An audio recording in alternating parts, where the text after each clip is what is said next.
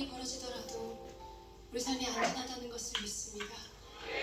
모든 것 아시는 주님께 우리의 삶을 온전히 드리기 원합니다. 우리의 두려움을 내려놓을 수 있도록 성령의 우리를 온전히 주장하여 주시옵소서.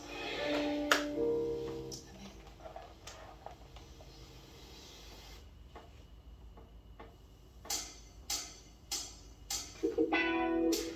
여러분, 온 열방이 주님 예배하는 그날 꿈꾸시고 기대하시죠? 우리 만국 공연의 할렐루야로 노래하겠습니다. 할레 할렐루 할레 할렐루 할레 할렐루야. 같이 해보실까요?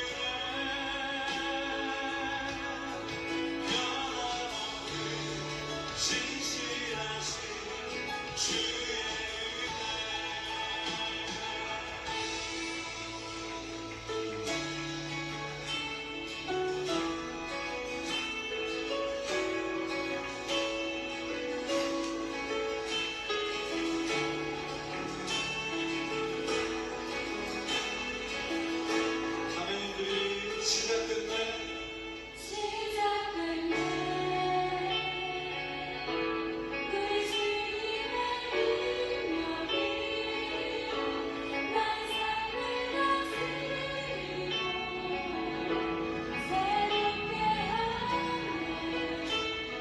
선생님들이 자유하네, 자유하네. 죄와 사망으로부터 나의 삶은 변하고 충만하네, 충만하네.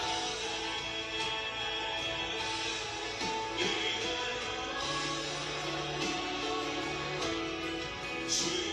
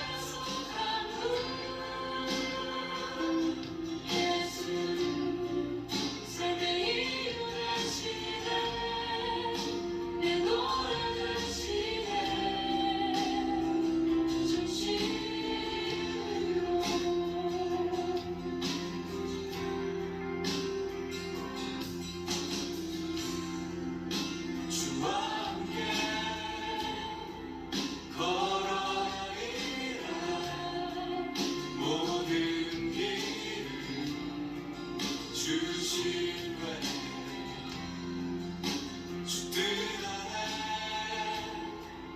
나 살아가리 주의 약속은 영원해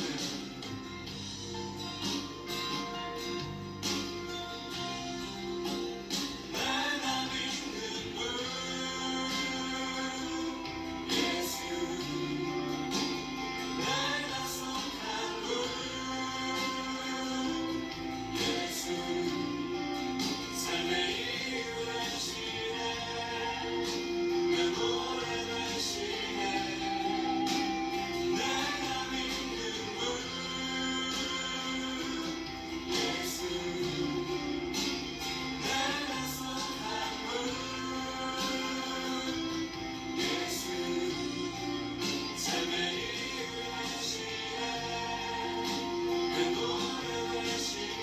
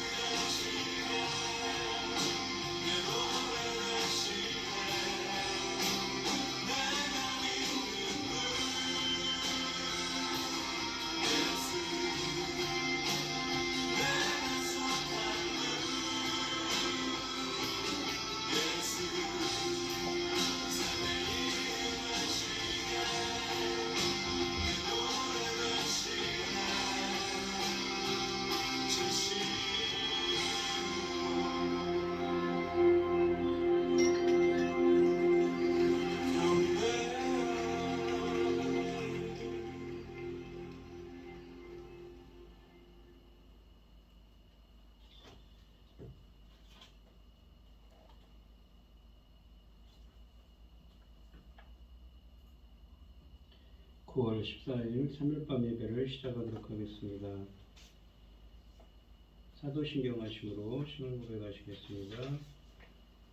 전능하사 천지를 만드신 하나님 아버지를 내가 믿사오며 그 외아들 우리 주 예수 그리스도를 믿사오니 이는 성령으로 잉태하사 등정녀 마리아에게 나시고 본디오 빌라도에게 고난을 받으사 십자가에 못 박혀 죽으시고 장사한 지 사흘 만에 죽은 자 가운데서 다시 살아나시며 하늘에 오르사 전능하신 하나님 우편에 앉아 계시다가 저리로서 산자와 죽은 자를 심판하러 오시리라.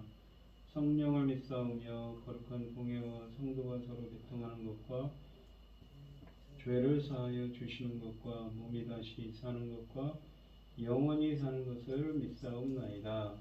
아멘. 찬송가 486장입니다.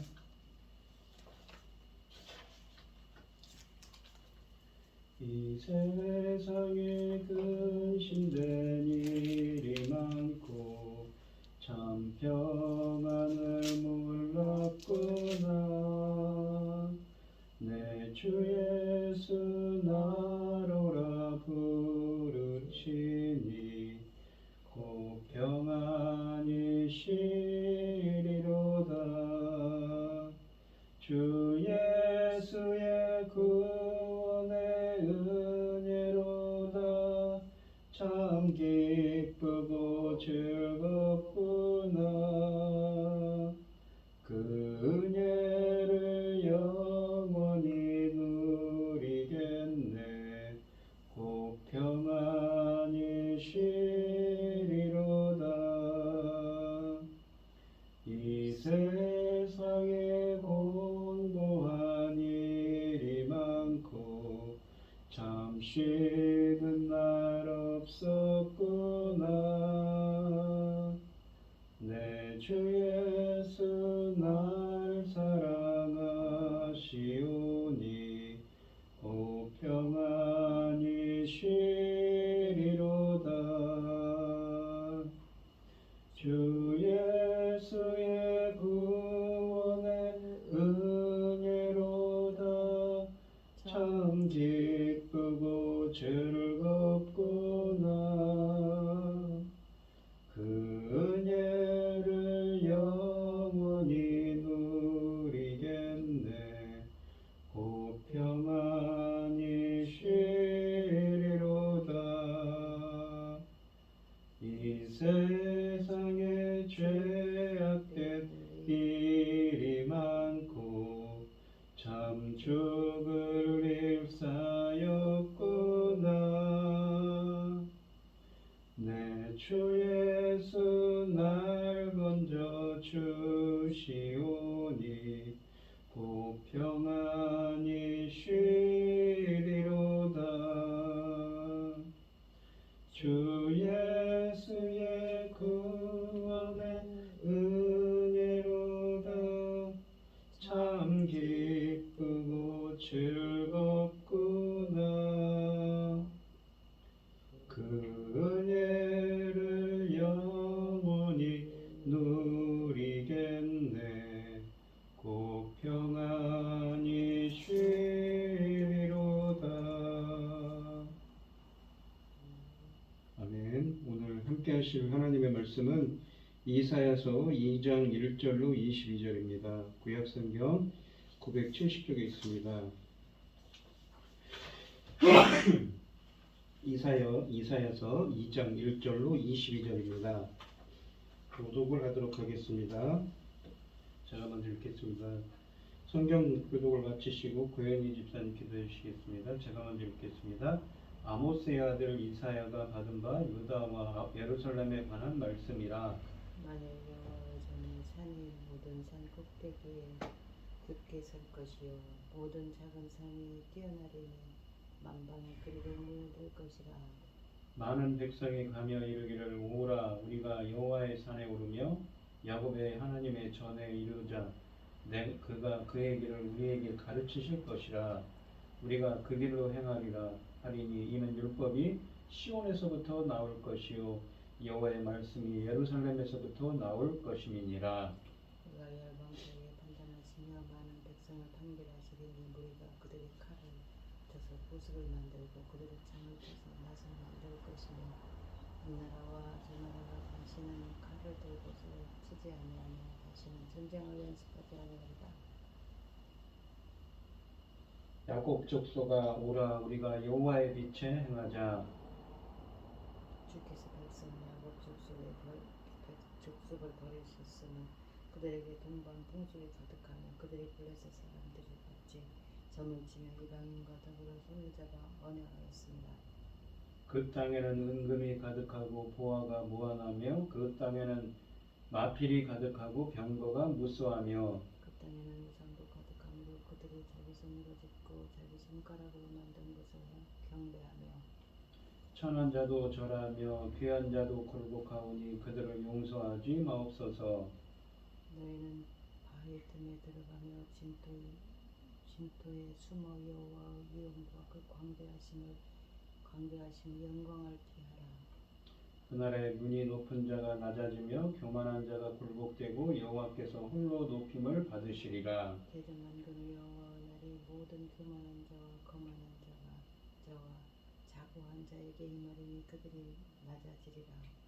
또 레바논의 높고 높은 모든 백향목과 바산의 모든 상수리 나무와 모든 높은 산과 모든 솟아오른 작은 언덕과 모든 높은 망대와 모든 견고한 성벽과 다시스의 모든 배와 모든 아름다운 조각물에 임하리니 그날에 자고한 자는 굴복되며 교만한 자는 낮아지고 여호와께서 홀로 높임을 받으실 것이요 우상들은 온전히 없어질 것이며 사람들이 아멸과 토굴로 들어가서 여호와께서 땅을 진동시키려고 일어나실 때에 그의 위엄과 그의 광대하심의 영광을 피할 것이라.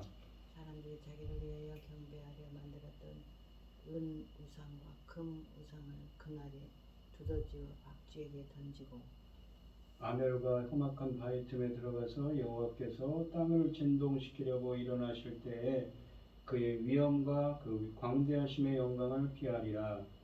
너희는 인생을 의지하지 말라. 그의 호흡은 코에 있나니 새말 가치가 어디 있느냐. 아멘. 기도하겠습니다.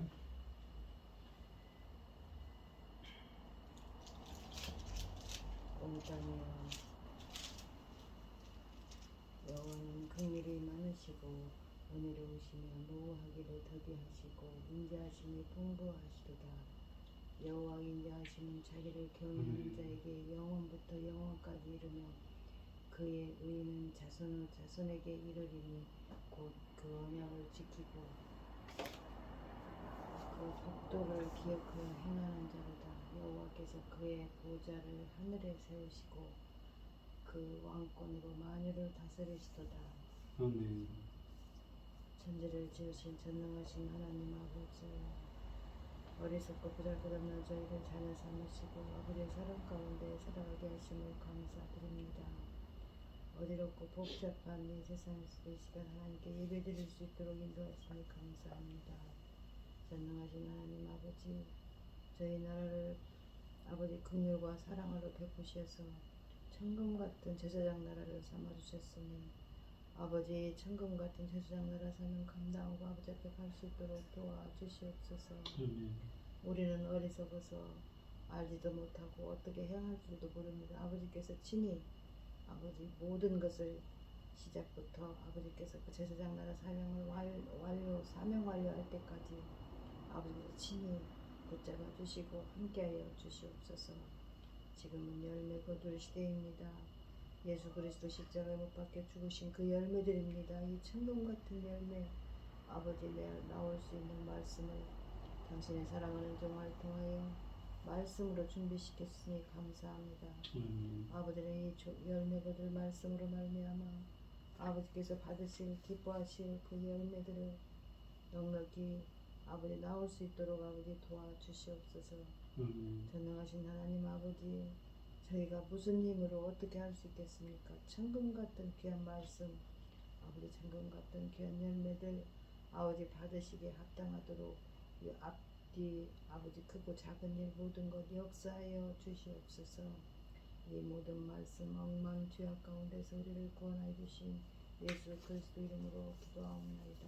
아멘. 오늘 본문 말씀의 제목은 인생을 의지하지 말라입니다. 이 본문인 이사야서 2장은 여호와의 날을 주제로 삼아 유다의 교만과 하나님의 심판을 다루고 있습니다. 우리가 구약 성경에서 여호와의 날이라고 하면 양면성을 가지고 있습니다. 이 날은 하나님을 살아가는 자들에게는 위로와 회복의 날입니다. 그러나 하나님을 대적하는 자들에게는 심판과 재앙의 날이기도 하지요. 본문에 보시면 선지자는 먼저 1절로 5절에서는 하나님이 열방을 구원하실 그날에 대해 노래하고 있습니다. 그 다음엔 이 6절부터 22절은 왜 심판의 재앙의 날이 주의 백성에게 임할 수밖에 없는가, 그리고 이 날이 얼마나 두려운 날이 될 것인가를 선언하고 계십니다. 1절로 2절 말씀해 보시면 아모스의 아들 이사야가 받은 바 유다와 예루살렘에 관한 말씀이라. 말이래라는 것은 마지막 때라는 말이죠. 주님이, 그러니까 지금이 마지막 때도 우리가 신약으로 붙이면은 예수님의 초림과 재림 사이에 있으니까 그 마지막 때에 여호와의 전에 산이 모든 산 꼭대기 곧게 설 것이요 모든 작은 산 위에 뛰어나리니 만방이 그리로 모여들 것이다 라고 되어 있습니다. 이사야는 이 1장 1절 말씀에 보시면 자신에게 임한 하나님의 말씀을 계시 혹은 환상이라고 했는데, 이곳에서는 2장을 시작하면서 말씀이라고 표현합니다. 이사야가 받은 말씀은 1장 1절에서처럼 유다와 예루살렘에 관한 것입니다. 선지자가 받은 말씀은 마리를, 그러니까 세상의 끝날에 시온에 관한 예언이라고 2절에 쓰여져 있습니다. 마릴이라는 것은 이 종말론적인 의미에서 쓰여진 용어로 신약 시대를 보시면 즉 그리스도의 초림과 재림 사이의 기간을 가리키는 말이기도 합니다. 하나님이 세상 끝날에 이 시온의 모습에 대해 말씀하시는 것은 원래 주님의 시온에 대한 기대는 정말 그 희망으로 가득했는데 이스라엘의 현실은 그렇지 않음에 대한 안타까움을 내포하고 있습니다. 본문은 시온에 관한 것이지만 실제로 시온이 하는 일은 없으며 하나님이 모든 것을 주도하시고 계십니다. 즉 시온은 하나님께 사용만 받으면 되는 것이지요. 한때는 엄청난 수치와 수모를 겪었던 시온이 온 세상의 선망의 대상이 된 것입니다. 시온이 세상의 중심이 되는 것은 곧 여호와의 통치가 세상의 중심이 될 것을 시사하고 있습니다. 시온은 무엇 때문에 세상의 중심이 되는가요? 바로 여호와의 전이 그곳에 있기 때문이라고 2절에 말씀하십니다. 시온이 세상에서 으뜸가는 산이라는 사실은 이곳에 거하시는 하나님의 위대하심이 으뜸이라는 뜻으로 산 자체가 높아져야 한다는 것을 전제하지는 않습니다. 시온에 누가 계시는가에 의해 그곳을 으뜸되게 만들었던 것이지요. 시온의 위대함은 곧 여호와의 위대함인 것입니다.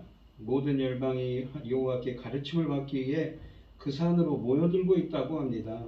열방이 어떤 열심을 가지고 하나님께 나아오는가는 이 몰려가다라는 표현에서 확실히 드러납니다. 이 동사는 물이 흐르는 것을 묘사합니다. 이 표현은 가나안 지형에 잘 어울리진 않지만 열방이 어떤 각오와 열심을 가지고 하나님께 나오는 것을 적절하게 묘사합니다. 그들은 마치 범람하는 강물이 밀려오듯 예루살렘으로 오고 있는 것입니다. 여기서 율법은 단순히 성문화된 모세 율법이 아니라 포괄적으로 하나님에게서 나오는 가르침을 지칭하는 말입니다. 하나님의 말씀과 가르침에 대한 갈증이 그들로 하여금 단숨에 예루살렘으로 몰려오게 하고 있습니다. 3절 말씀을 보시면 많은 백성이 가며 이르기를 오라 우리가 여호와의 산에 오르며 야곱의 하나님의 전에 이르자. 그가 그의 길을 우리에게 가르치실 것이라. 우리가 그 길로 행하리라. 하리니 이는 율법이 시온에서부터 나올 것이요 여호와의 말씀이 예루살렘에서부터 나올 것임이니라 라고 되어 있습니다. 시온이라는 곳은 우리가 원래는 요셉 또는 성체라는 의미의 단어라고 합니다. 원래는 기드론과 드로베온이라는 두 골짜 사이의 정박을 가르쳤는데 이후에는 예루살렘 동쪽에 있는 이 언덕의 전부를 의미했고 또 이어서는 예루살렘 전부를 의미하기도 했다고 이 시편 126편 같은 곳에서는 이사야서 10장 24절 같은 곳에서는 표현합니다. 그리고 포로 시대에서는 예루살렘 이스라엘 전체를 가리키는 의미로도 발전됐다고 합니다. 열방은 이스라엘 백성 사람들처럼 그들의 길을 따라 여호와의 전에 있는 곳으로 순례의 길을 가고 있습니다. 갓 출애굽한 이스라엘이 율법을 받기 위하여 광야를 지나 여호와의 산으로 알려진 신의 산으로 순례를 왔던 것처럼 이 열방이 야곱의 하나님의 처소로 순례를 오고 있습니다. 한때는 예루살렘 이스라엘에게만 제한되었던 특권이 이제 온 열방에게 주어지고 있는 것이지요. 선지자는 누구든지 하나님을 경외하면 옛날 이스라엘 백성이 누렸던 특권을 누릴 수 있게 될 시대를 예고하고 있습니다. 열방이 시온으로 몰려온다는 것은 여호와께서 통치하실 백성이 결코 이스라엘에만 제한되지 않았음을 의미합니다. 세상의 모든 민족 열방들이 하나님의 백성이 될 수 있습니다. 선지자들이 계속해서 선포하는 것처럼 미래에 형성될 하나님의 백성은 국경과 민족을 초월하여 누구든지 여호와를 경외하고 사랑하는 자들입니다. 초청에 임하는 것은 열방의 선택에 달려 있는 것이지요. 초청에 임하면 그들은 하나님과 복된 삶을 누리게 될 것입니다. 초청에 임하지 않으면 자기들만 손해인 것이지요. 열방이 하나님의 초청에 임한다는 것은 그들이 드디어 그들을 창조하신 분의 권위에 복종한다는 의미입니다. 그러므로 열방이 하나님의 초청에 응한다는 것은 창조의 완성이라고도 할 수 있습니다. 편안하고 익숙해져 있던 자신들의 거처를 떠나 시온으로 순례를 온 민족들이 하나님의 말씀을 배우고 주의 길로 행하는 것에 대하여 훈련을 받고 솔선수범하여 의로운 삶을 살기를 원한다고 3절에서 말씀하십니다. 열방에게 시온은 양육받고 이 훈련받기 위하여 잠시 머무는 장소였던 것이지요. 여기서 우리가 생각해 보아야 할 교훈이 있습니다. 열방은 진리를 배우기 위하여 자신들의 거처를 떠나 시온으로 갔습니다. 그들이 시온으로 몰려와 진리를 배운 것은 그 진리를 행하기 위해서입니다. 이 행하다라는 말은 그 인생의 길로 걸어가다는 표현이죠. 즉 삶에 직접 적용하기 위함이었습니다. 자신의 만족스럽고 안전한 거처를 떠나지 않는 사람은 하나님의 진리를 배우지 못할 것입니다. 또한 우리는 하나님의 진리를 배우는 목적이 일상생활에서 그 진리대로 살기 위해서라는 사실을 기억해야 합니다. 우리의 신앙생활의 소망과 간구도 여기에 있어야 할 것이지요. 양육이 끝나자 열방은 시온은 머물리지 않고 하나님의 말씀과 율법을 가지고 세상을 향해 나아갑니다. 율법이 시온에서 나오며 주의 말씀이 예루살렘에서 나온다라는 표현을 하고 있습니다. 이사야는 1장에서 주의 백성이 율법의 율자도 모른다며 율법에 대하여 다시 배우라고 맹렬히 야단을 쳤는데 친 적이 있었습니다. 그러므로 이곳에서 그 율법이 이방인들에게 주어진다는 사실을 주의 백성은 매우 강력한 경고로 받아들여야 합니다. 물론 이 비전의 근본적인 취지는 마지막 때는 이스라엘이 율법을 독점하지 않을 것이며 열방과 공유하게 될 것이라는 데 있습니다. 그러나 이사야 시대의 이 말씀은 만일 이스라엘이 계속 율법을 등한시하며 하나님의 말씀을 이스라엘에게서 빼앗아서 열방에게 주실 것이라는 경고를 내포하고 있는 것입니다. 열방이 훈련이 끝난 다음에 율법을 들고 세상으로 나간다는 것은 시온이 아니라 세상이 그들의 사역지였음을 뜻합니다. 예수님은 믿는 자들을 세상의 소금과 빛으로 부르셨습니다. 그러니까 이 여호와의 날이라는 표현을 쓰고 있는데 그 여호와의 날에 하나님의 오히려 열방이 이스라엘이 아닌 열방이 하나님의 그 구원받은 백성들의 그 은혜에 동참하고 있는 것이지요. 그 주님이 오시는 날의 말입니다. 4절 말씀을 보시면 그가 열방 사이에 판단하시며 많은 백성을 판결하시리니 무리가 그들의 칼을 쳐서 보습을 만들고 그들의 창을 쳐서 낫을 만들 것이며 이 나라와 저 나라가 다시는 칼을 들고 서로 치지 아니하며 다시는 전쟁을 연습하지 아니하리라.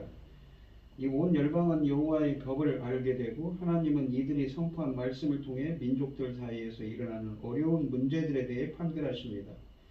열방의 가르침은 하나님의 말씀이 온 세상을 충만하게 하며 세상을 가득 채운 하나님의 말씀은 여호와가 세상을 통치하는 역할을 발휘합니다.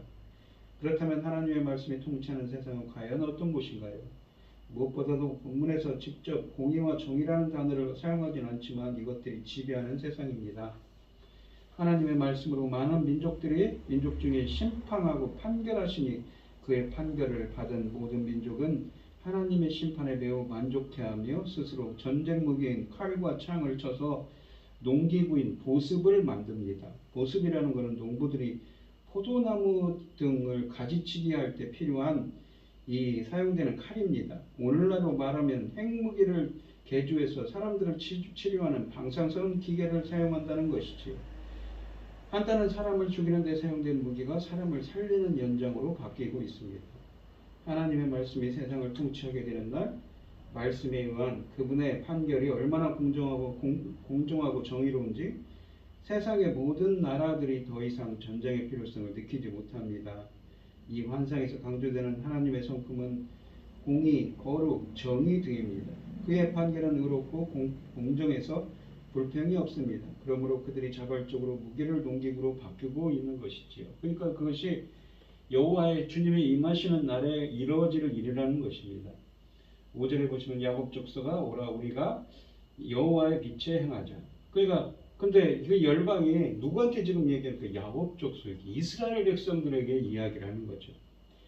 한 가지 충격적인 것은 1절부터 4절에 묘사된 열방의 순례와 환상에 이스라엘에 대한 언급이 없다는 사실입니다. 그러므로 열방이 야곱 족속아 오라 우리가 여호와의 빛에 행하자라고 그들을 권면합니다.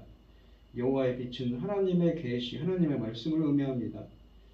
야곱을 향한 권면은 열방이 서로에게 여호와의 전이 있는 시온으로 가자고 권면했던 3절과 매우 비슷한 형태를 취하고 있습니다. 제사장 나라인 이스라엘이 열방에게 함께 율법을 배우자고 해야 옳은 건데 주객이 전도된 것이지요. 선지자의 메시지를 듣고 있던 이스라엘 사람들은 매우 강력한 시기와 질투를 느꼈을 것입니다. 이스라엘은 자신들이 율법을 가지고 있다고 하나님의 말씀을 가지고 있다고 자부했습니다. 자기들은 선민이라고 자부했죠. 그러나 이사야 선지자는 명백히 선언합니다. 이들이 율법을 하나님의 말씀을 가지고 있었던 것은 사실이지만 그대로 행하지 못하고 오히려 남용했으므로 그 하나님의 귀한 말씀을 모르는 것과 다름없다고 합니다. 그러므로 오히려 이방인들이 함께 율법을 배우자며 그들을 자극합니다. 시온의 원래 목적은 시온의 백성이 공의와 정의로 빛나서 그 빛을 보고 열국이 찾아오도록 하며 하나님의 자녀가 되게 하는 데 있었습니다. 하지만 시온에 거하는 유다는 그런 빛의 역할을 감당하지 못했습니다.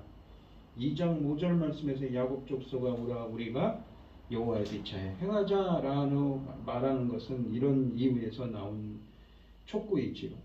예수님이 그러셨죠. 처음 된 자가 나중되고 나중된 자가 처음 된다고 하신 말씀처럼 그 경고가 새롭게 들립니다. 선지자는 이렇게 어떻게 이런 일이 일어났는지에 대해서는 5절부터 9절에서 설명하고 있습니다. 6절부터 9절에서 설명하고 있습니다. 6절부터 9절 말씀을 보시면 주께서 주의 백성 야곱 족속을 버리셨으면 그들에게 동방풍속에 가득하며 그러니까 이스라엘 백성들을 버리고 오히려 열방에게 여호와의 날에 임할 그 하나님의 은혜와 구원을 주셨죠. 구원의 은혜를 주신 겁니다. 동방풍속이 가득하며 그들이 블레셋 사람들 같이 잠을 치며 이방인과 더불어 손을 잡아 언약하였습니다. 그 땅에는 은금이 가득하고 부하가 무한하며 그 땅에는 마필이 가득하고 병거가 무수하며 그 땅에는 우상도 가득하므로 그들이 자기 손으로 짓고 자기 손가락으로 만든 것을 경배하며 천한 자도 절하며 귀한 자도 굴복하오니 그들을 용서하지 마옵소서. 너희는 바위 틈에 들어가며 진토에 숨어 여호와의 위엄과 그 광대하심의 영광을 피하라. 9절 말씀까지만 보겠습니다. 이 1절로 5절의 앞부분에서 기록된 환상은 시온이 언젠가는 영광스러운 모습을 갖게 되며 온 세상의 중심이 될 것이라고 했습니다. 가장 이상적인 것은 주의 백성이 시온으로 밀려드는 이방인들을 잘 안내하여 함께 주님의 말씀을 배우는 일입니다. 그런데 주의 백성은 열방의 순례가 진행되는 동안 그 어디에서도 모습을 찾을 수 없습니다. 그래서 열방이 오히려 이스라엘에게 주님의 빛 가운데서 함께 걸어가자고 5절 말씀에서 권면하게 이르렀지요. 어떻게 이 놀라운 일에서 이스라엘이 배제되었는가요? 하나님이 이들을 버리셨기 때문이라고 6절에 표현합니다. 열방이 하나님께 나오게 된 것은 열방이 스스로 깨닫고 야곱의 하나님을 찾게 되었다기보다는 하나님이 이스라엘을 버린 결과인 것입니다. 왜 하나님이 이들을 버리셨는가요? 그들은 하나님의 경건한 것들로 채우라며 주신 땅에 부정한 것들을 가득 채웠습니다. 동방풍석이라고 되어 있는 것은 문자적으로 풀이하면 동쪽에서 온 것들입니다. 정확하게 무엇을 의미하는지 모르지만 종교적으로 타락시킨 것들, 이방 풍속들이었던 것은 확실합니다. 더 나아가 이스라엘 사람들은 이방인과 손을 잡고 언약을 맺었습니다. 주의 백성이 언약 이방인들과 동맹을 맺고 그들의 신들을 숭배하고 있다는 것을 의미할 수도 있고, 이스라엘이 이방인들과 함께 우상들을 숭배하고 있는 것을 뜻하는 것으로 해석될 수 있습니다. 부정한 것들이 6절에서부터 나열되다가 8절에서 절정에 이릅니다. 동방풍속, 점치는 것, 이방인들의 영향, 은금, 보합, 마필, 우상, 이스라엘의 부정함의 절정은 바로 우상인 것입니다. 율법은 이스라엘에게 이것들을 의지하거나 가까이에서는 안 된다고 경고했습니다. 이것들은 그들을 하나님께로부터 멀어지게 하기 때문이지요. 그러므로 하나님의 관점에서 볼 때 이 땅의 가득함은 가증한 것일 수밖에 없습니다. 하나님의 임재와 율법으로 가득해야 할 땅이 하나님을 제외한 모든 것으로 가득합니다. 이런 상황에 대해서 하나님은 개입하지 않으시고 그저 지켜만 보셨는가요? 만일 그렇다면 하나님의 방관도 문제가 될 수 있겠지요. 이사야 선지자는 하나님이 이들을 돌이키게 하기 위하여 그들을 천하게 하셨고 굴복시키셨다고 9절에 말합니다. 9절 말씀을 보시면 우리가 개정 성경이 암시하는 것처럼 이스라엘이 우상에 절함으로써 스스로 천하게 된 것이라고, 천한 자도 별하며 귀한 자도 굴복하오니 라고 되어 있는데, 천하가 된 것이 아니라 그들이 하나님의 심판을 받아 그렇게 천해졌다고 하는 것입니다. 과거에 이스라엘에게 임했던 재앙들을 회상하는 것입니다. 이스라엘은 온갖 재앙을 통해 자신들의 언약함을 의식했을 텐데도 하나님께 돌아오지 않았습니다. 그래서 용서하지 말라고 하는 거죠. 이사야가 보아도 그들의 행실은 너무 가증스러웠던 것입니다. 그래서 선지자는 그들을 용서하지 마옵소서라고 이 문단을 마치고 있습니다.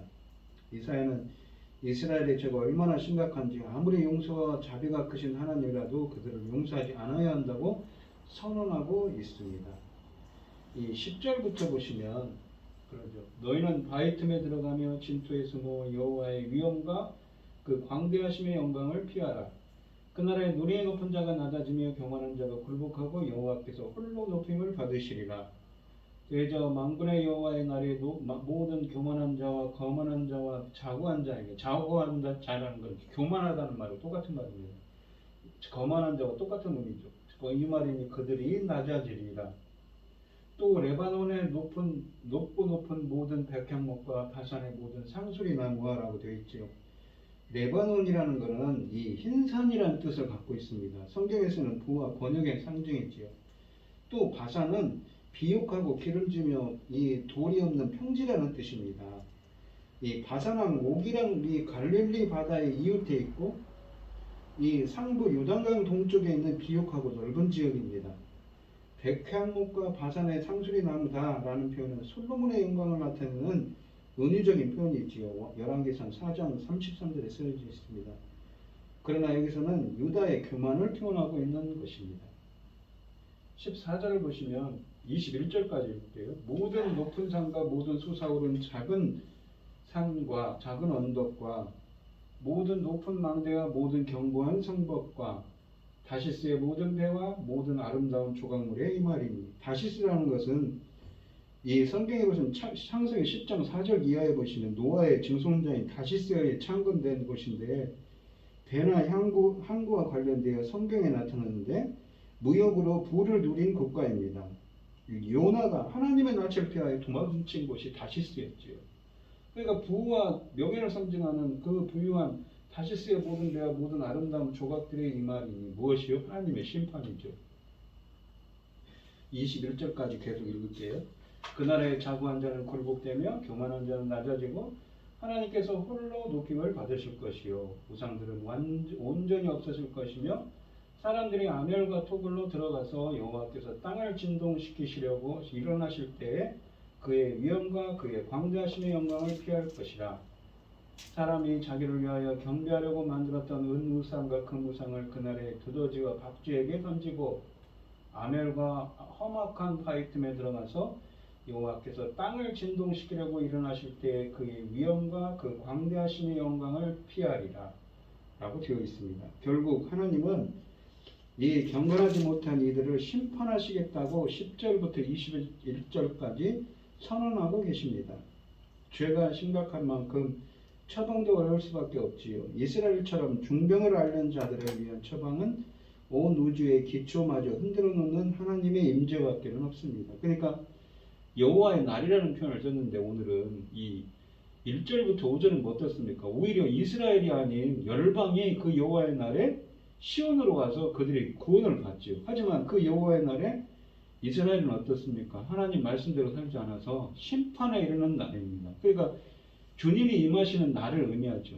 우리가 주일이라고 하지 않습니까? 주일은 우리의 구원주의, 심판주의, 창조주이신 예수 그리스도께서 오시는 날이지요. 그거를 생각하면서 구원주이신 그 예수 그리스도께 예배드리는 날인데 본문에서도 주님 임하시면 어떻습니까?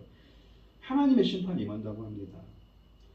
이 단락은 2절부터 4절과 매우 강력한 대조를 이루고 있는 거죠. 그래서 시온은 2절부터 4절에서 시온은 높임을 받았는데 여기서는 마치 세상에서 솟아오른 모든 것이 망치에 맞아 완전히 평평하게 되는 이미지를 담고 있습니다. 모든 교만한 자들의 과들과 높이 세워진 것들이 낮아지게 될 하나님의 날을 묘사하고 있는 10절로 21절의 이 특징은 거의 동일한 문장이 후렴처럼 반복되고 있다는 것이지요. 11절과 17절이 형성하고 있는 괄호 사이에는 10개의 모든 것을 갖추실 것이다가 반복됩니다. 하나님이 교만한 자들뿐만 아니라 심지어 자연이 높아진 것과 인간의 손에 의하여 높이 솟아난 것도 모두 낮추실 거라고 합니다. 여호와의 날이 이 세상에 임하는 날, 인간이 쌓아올린 모든 것이 무너져 내릴 것이라는 권고입니다. 하나님이 심판하시는 날 무너져 내릴 것을 쌓아올리는 어리석은 짓은 하지 말아야겠지요. 하나님이 귀하게 여기셔서 심판에도 영원히 남아있을 것을 쌓아가야 됩니다. 하나님의 임재가 얼마나 두려운지 선지자는 계속 피하라고 10절, 19절, 21절에 권면합니다. 그가 임하실 때 마치 온 우주를 녹인 것처럼 높이 솟아있는 모든 것이 녹아내릴 거라고, 인간의 교만도 녹아내릴 거라고, 녹아내려 낮아질 거라고 말씀하십니다. 이들은 얼마나 두려웠는지 자신들의 신들을 내팽개치고 숨는다고 20절에 말합니다. 이 산들은 은금으로 만들어진 우상들입니다. 선지자는 7절에서 경건과 겨룩으로 채워져야 할 온 땅이 은과 금으로 가득하다며 탄식했습니다. 그는 이어서 8절에서는 하나님의 임재로 충만해야 할 땅에 우상이 가득하다고 했습니다. 이제 20절에서는 은 우상과 금 우상이란 결론이 제시되고 있습니다. 재물은 잘 관리하지 못하면 결국에는 우상화가 된다는 것을 의미하는 것이죠. 여호와의 날이 얼마나 두려운 날인지 20절을 보면 더욱더 실감납니다. 우상과 재물을 숭배하던 자들이 그렇게 소중하게 여기던 은 우상, 금 우상들을 쥐와 박쥐에게 던집니다. 이 쥐와 박쥐는 사람들이 가장 싫어하는 동물인데 어디서 만나면 소스라칠 정도로 징그럽게 여기는 동물인지 아닌지요. 그러므로 이들이 자신들의 우상들을 박쥐와 쥐에게 던진다는 것은 그들이 얼마나 생명의 위협을 느끼고 있는지, 그리고 그들은 환란을 겪고 나서 비로소 자신들의 우상들이 얼마나 가증스러운 무용지물인지를 깨닫게 된다는 것입니다.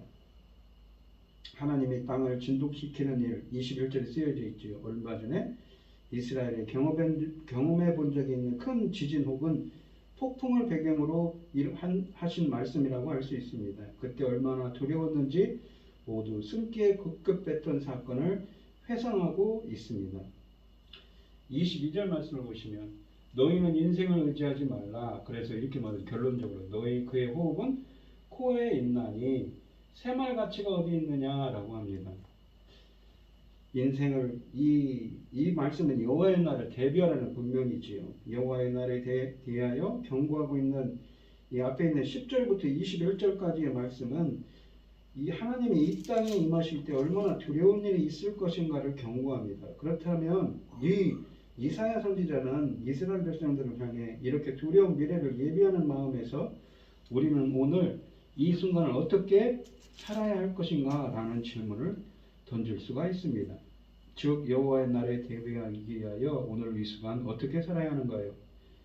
재미있는 사실은 10절부터 21절의 말씀은 중요한 주제가 이 우상임에도 불구하고 이사야 선지자는 결론을 지으면서 우상을 믿지 말라가 아니라 사람을 의지하지 말라고 합니다. 지금까지 이사야는 우상 숭배의 어리석음을 중심으로 이야기해 왔는데 여호와의 날에 임할 심판의 메시지를 선포했습니다. 이 상황에서 선지자는 사람을 의지하지 말라고 그런데 경고합니다. 선지자는 우상 숭배의 근본적인 문제를 지적하기 때문입니다. 우상이 무엇인가요? 실제로 우상은 살아있는 신을 상징하는 이미지입니다. 우상은 신들이 아니면 사람들의 손에 의해 만들어진 이 조형물에 불과한 것입니다. 본문도 우상은 사람이 만들어낸 것이라고 20절에 말했습니다. 선지자들은 우상이 사람을 타락시키는 것이 아니라 타락한 인간이 우상을 만들어낸다는 사실을 잘 알고 있습니다. 그러므로 이사야는 여기서 우상에 대해 말하다가 결론적으로 22절에서 우상을 의지하는 것은 인간의 손이 만들어낸 것을 의지하는 것이며 사람의 손이 만들어낸 것을 의지하는 것은 곧 사람을 의지하는 것이라는 논리에서 인생을 의지하지 말라고 권면합니다. 이사야 선지자는 이 말씀을 통해 그렇다면 우리는 누구를 의지하는가라는 질문을 유발하고 있습니다. 당연한 말은 창조주 하나님을 의지한다는 것이지요. 이사야는 이 절호의 기회를 놓치지 않고 이렇게 살라고 방향을 제시하고 있습니다. 인생을 의지하지 말라. 왜요? 하나님의 지켜주지 않으시면 사람의 삶이란 숫자로 셀 필요도 없을 정도로 허무하기 때문입니다. 우리는 자신에게 항상 질문해야 합니다. 나는 무엇을 의지하고 살아가고 있는가? 라는 것이지요.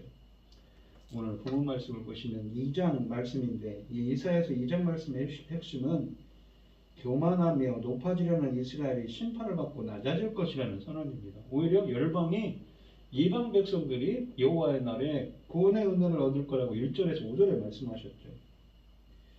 이 심판을 통해 여호와는 높아지게 될 것입니다. 이스라엘의 교만은 하나님을 의지하기보다 인생을 의지하여 부와 권세와 군사적 힘을 신뢰하고 우상을 통해 자신의 이익을 추종하는 모습으로 압축됩니다. 하나님을 의지하지 않을 때 사람은 자연히 인생을 의지하고 자신의 이기적 욕구에 집착하게 됩니다. 그리고 자신의 재물과 안전을 위해 인간적인 힘을 의지하고 우상을 섬기게 되는 것이지요. 우리는 공의와 정의로 빛나지 못하는 이유가 성도는 이 대목에서 성도가 공의와 정의로 빛나지 못하는 이유는 하나님보다 인간 자신을 의지하는 교만 때문임을 알 수 있습니다. 따라서 하나님은 여호와의 날에 하나님의 뜻을 외면하는 불을 축적하며 자신을 높이려는 교만을 심판하실 것입니다.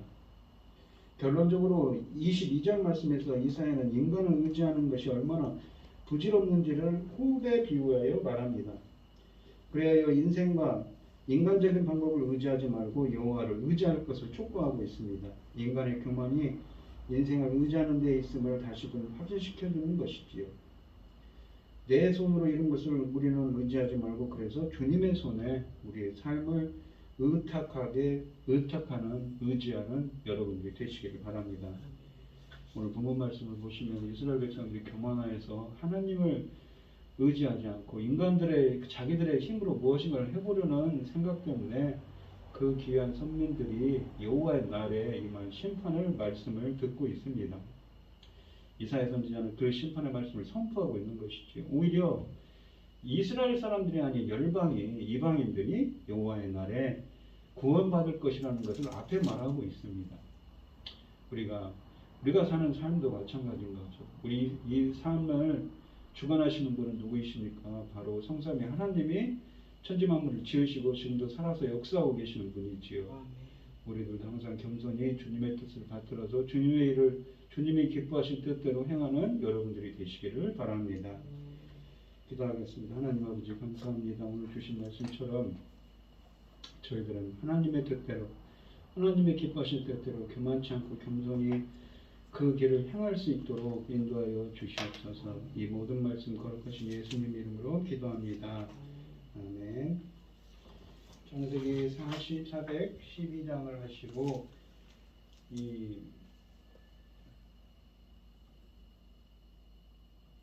3절과 4절만 하시고 축도하심으로 오늘 예배를 마치도록 하겠습니다.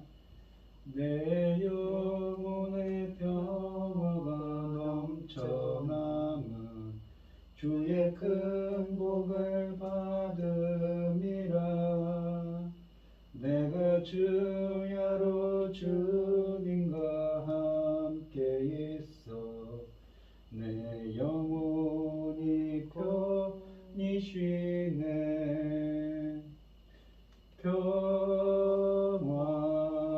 평화